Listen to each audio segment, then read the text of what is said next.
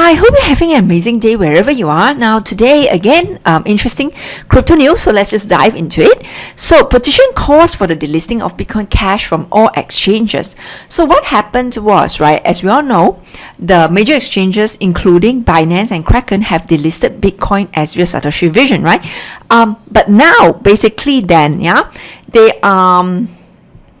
what happened was that now there are people who are actually following all this exercise. They're actually parties who calling for the delisting of Bitcoin Cash. So this is the Bitcoin Cash ABC, the other Bitcoin Cash, right, which is a fork from Bitcoin in 2017, right, and then further on 2018 they further between Bitcoin Cash ABC and Bitcoin Cash SV.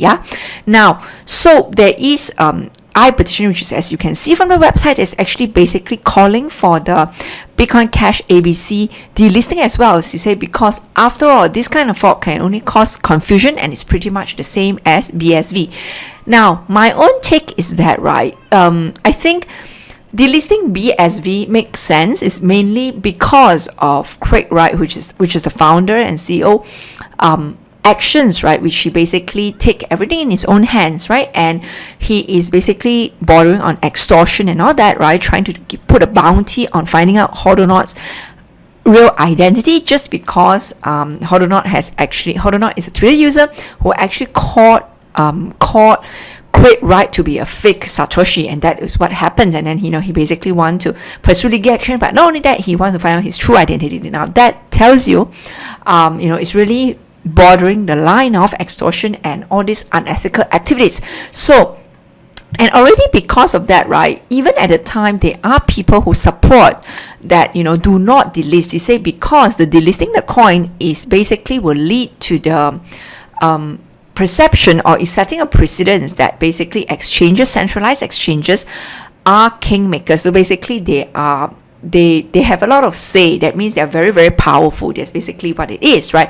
And it's basically saying they are not. So Jimmy Song is actually cautioning already against exchanges delisting. But of course, because of that, you do have exchanges supporting Bitcoin SV as well, which is OKX, right? They came out and openly said that they are neutral, but at the same time, they are also supporting it because there was a new exchange that basically is launched by Bitcoin SV, Craig Wright himself, right? And OKX is a partner. So by just doing this action, they are not being neutral, they are actually supporting Bitcoin SV, right? And so my own take is that I think it is enough just to stop there, the delisting of coins, right? I mean, if people do not like a coin, then it is really up to them to not trade it, right? But of course, yes, I agree also that we are living in a free world where exchanges also has a right to do what they think is right for the community. But at the same time, I think there is really no other strong reasons, right, to actually delist all these other coins. But of course, ultimately then, if you delist Bitcoin BCH ABC, then where do you stop? Then you will go and delist every other fork as well, right? That may be actually good for the Bitcoin Core, which is the dominant coin today. But then again, this just will give I think the bad impact on the industry is probably outweigh the positive impact of saying it just reduces confusion. But now that you are delisting them, right, actually you are creating even more attention for all these kind of smaller coins, which is a fork. Then basically you have creating another big episode that you need to explain to people, because already we need to educate a lot of people about what is happening in this space day by day. And if you create an episode of delisting coins after coins, right, and all these forks, right, and there's so many forks, it's not just Bitcoin Cash ABC, because once you do that, then you have Bitcoin Diamond, Bitcoin Gold, and so forth as well. And then Ethereum Classic also is another fork of Ethereum. So where do we stop it, right? And basically, if you continue this floodgate, then basically you are going to confuse the people, the newbies, right, the people who want to onboard them into this industry, and the institutions as well. You need to explain all these things, and it just makes the industry look even more like a child play and not so professional anymore. So I don't agree, right, that we should delist any more coins. I mean, unless there are really justified reasons like the Bitcoin Cash SV one. Next, moving on, Coinbase rolls out crypto to crypto trading to 11 countries. So So Coinbase has actually officially said that they are now rolling, those that are going on a huge global expansion. They are now in 53 countries from 32 countries last year, and they are opening up in 11 countries, namely Argentina, Mexico, Peru, Colombia, Chile, India, Hong Kong, South Korea, Indonesia, Philippines, and New Zealand, right? And this is crypto to crypto exchange. So, which is basically what is important, right? Because honestly, that is the next chart will actually show you the crypto to crypto exchange is actually the one that is dominant now in the industry.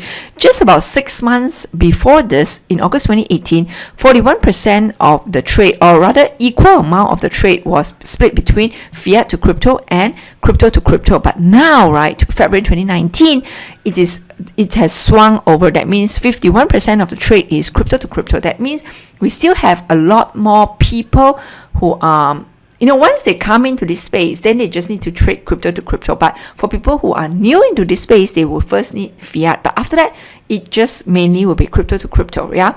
So that's what it is. And that is why, responding to that trend, Coinbase is actually expanding to all these countries, right? And good on them, because really, right, by expanding to more countries, and many of them is actually developing countries, right? So for example, like India, Indonesia, Philippines, all these are huge countries, right? And where the banks is very hard to reach because they are geographically very, very large, very, very dispersed countries. So for the banks, bank branches and ATMs are not easily accessible by a lot of the people. But now with crypto, then you're basically giving a lot of freedom to these people. And of course, India is a very interesting one, because the country has not been favorable, to crypto exchanges.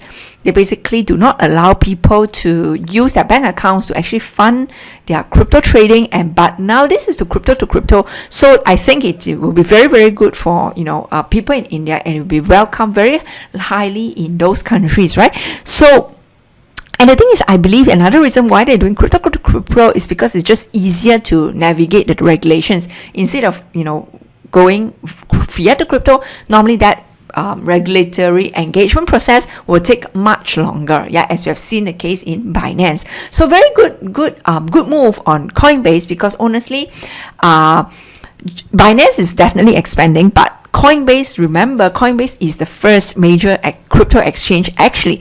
So they are now really just playing catching up. But regardless, I think they're just doing a great part to providing the avenue or the infrastructure for more people to get into crypto more easily, in these countries.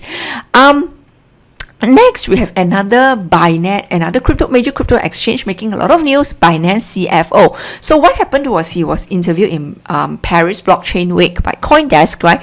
And among others, they said a lot of things. There are 3 key points really.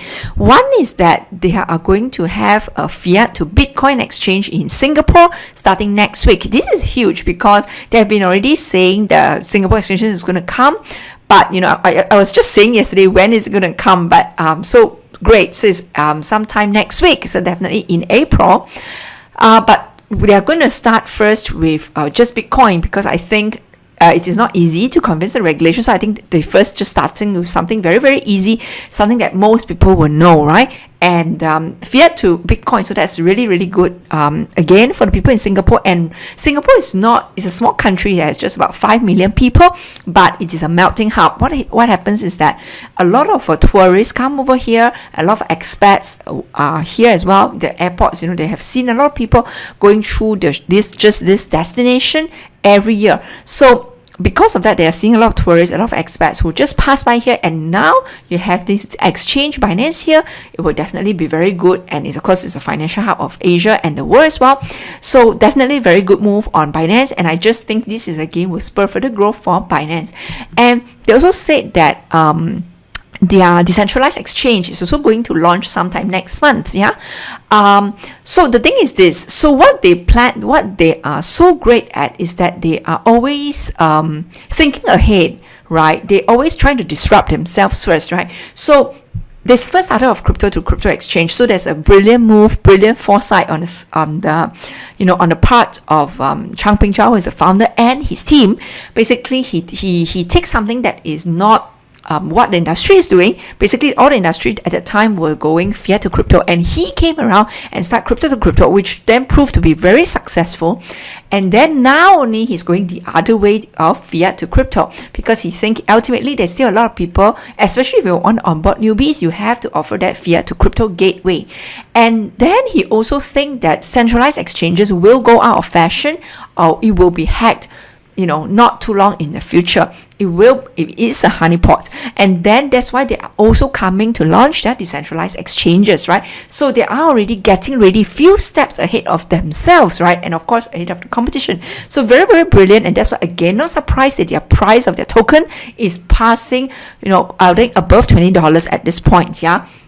Very, very fast. I mean, I think they are the fastest growing coins this year, definitely among the top coins. Then the other thing is they also commented something about institutional investors, which I thought is very, very interesting to highlight, because they said that they are seeing institutional trading increase from 40 to 50% over the past 6 months just in their platform alone. And this is very, very key, because that just again proved the point, right, that we have seen other reports saying as well, that institutions are in this space already, but just how much, right? Not much, because in terms of total amount that they hold, amount of crypto worth value that they hold is only 7% is by institutions, but 94% of endowment funds already invested in crypto. Yeah, so that is cool. Yeah, so yeah, and the other thing is, I think why institutions like Binance platform is because they can use their own coding to kind of plug into the Binance platform, right? And then they can use basically the codes to kind of compete with other codes, and then see whether their trading strategy is the correct one, right? So very, very cool. Yeah, and again, that is why, right, Binance is very well liked. Of course, another reason is, see, they are always very spot on in getting attention, in engaging their audience. So yesterday I was saying in my video that basically the blockchain week, right, basically by Cointelegraph was actually organized or leading donation drive led in crypto. And similarly, Binance is now also having their own fund, right? Basically asking people to donate crypto via their platform to fund the reconstruction of Notre Dame Cathedral in Paris, right? Which is so cool. So I think, again, the other point about Binance always ahead of themselves in terms of their own business model, they're also very good at, garnering people's attention. And, they're always doing something right for the industry. So they're very, very, not just for profit, right? They're also thinking what they should do to actually help the whole industry grow. Because if the whole industry grow, they will also stand to benefit. So that is why, right? I mean, this is such a brilliant company with very, very strong team members in executing. Next, moving on, we have Tether launches on Tron with 20 million gave away. So Tether, as we know, is the largest stablecoin today in terms of market cap as well, right?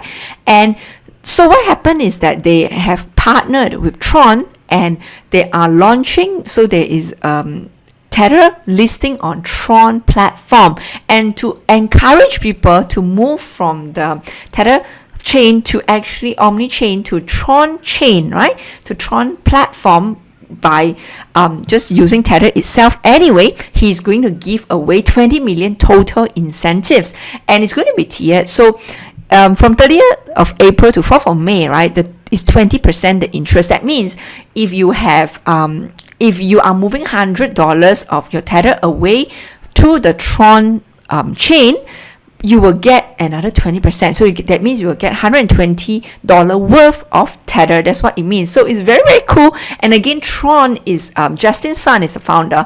Again, very, very smart. They always use, they always use giveaway. They always use monetary incentives, which is really, really the best form of incentives to actually garner people attention and also to make sure it achieves their objectives. And they can do that is because they have very, very good funding. They, a lot of their backers are very, very rich people in China. And yeah, so, you have to give it to them that really, ultimately, you have to give people a carrot to actually, do what you want them to do. Yeah. And what better carrot is there than real money? Yeah.